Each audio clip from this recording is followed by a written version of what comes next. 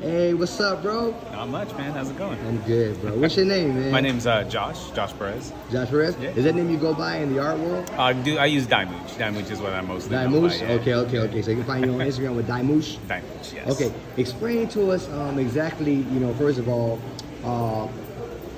when you first finished, I guess you go to college for drawing? Did you go to school? No. I mean, I did some college, but Really? art's mostly a talent. It's more of a talent thing, so you don't necessarily have to use any kind of secondary education. It helps, Yeah. but you don't need it. So how did you network your way? Because I know we spoke off camera that you've done things like video game work and stuff like that.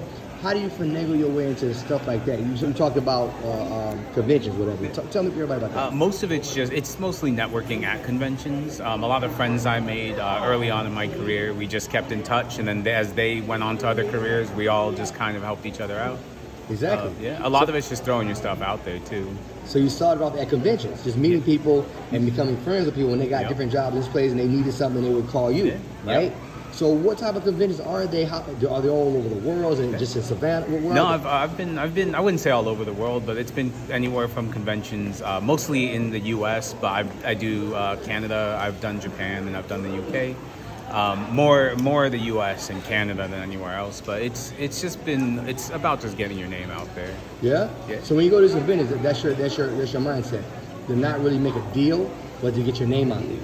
It's especially if you know you're going to be around people that are in the industry as well. It's just kind of good to make authentic friendships, and then those will pay off later. But it doesn't hurt to try and sell yourself. Try and sell yourself, exactly, right? Yeah. So your very first convention. Let's go back there. Yeah.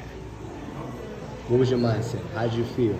What was it? What convention was it? It was. I think my very first convention that I sold at was in Texas, Wizard World Austin Comic Con, and it was all right. I was relatively because I was mostly a colorist at the time, so a lot of people don't really pay attention to the color work in comics.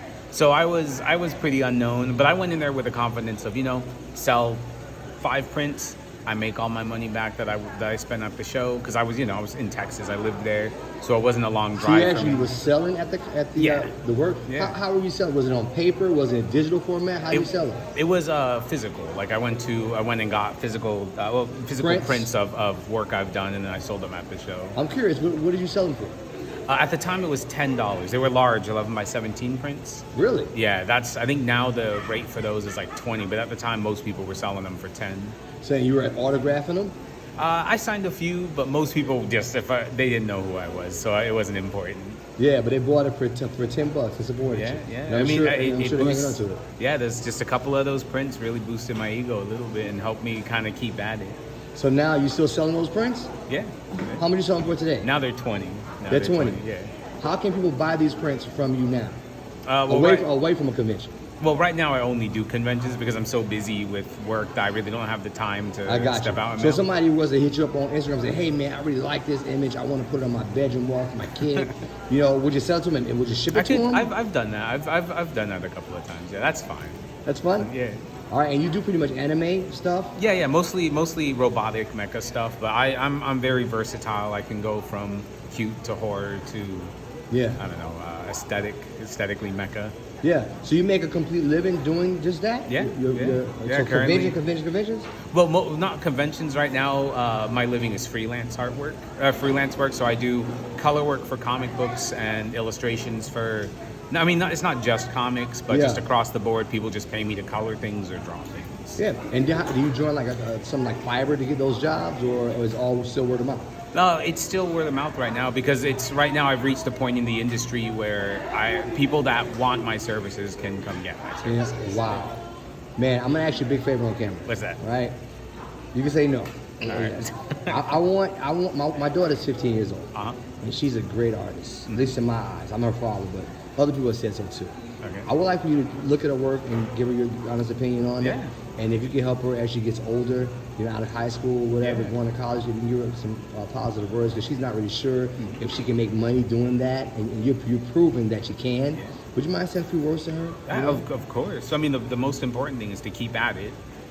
It is a very unsure when you're first starting into it, you are very unsure of yourself because you look at everyone that's been in here for 20, 30, 40 years, and you're comparing yourself to that. But a lot of us we're old, and are like, especially. I don't want to agree with that, but yeah. Okay. but there needs to be new blood in it. It needs to keep going, and she's going to be in a mindset where, when I was growing up, inspiration was very hard because we didn't have the internet where we could find everything that inspires us. And now she has it where if she wants to be inspired, she can find that inspiration easier.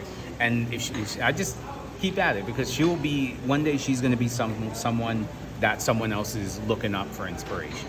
There you go. I'm pretty sure without a doubt she I love your whole spirit, bro. Your energy, since I stopped you over there, bro. Your energy has not changed. You have a nice thing about you, and I'm sure that's why you're doing great in your industry. Because I'm sure people see that within you. Yeah. You know what I'm saying? And I think that's so important. It's not just your talent you have, just the work. It's got to be your whole being.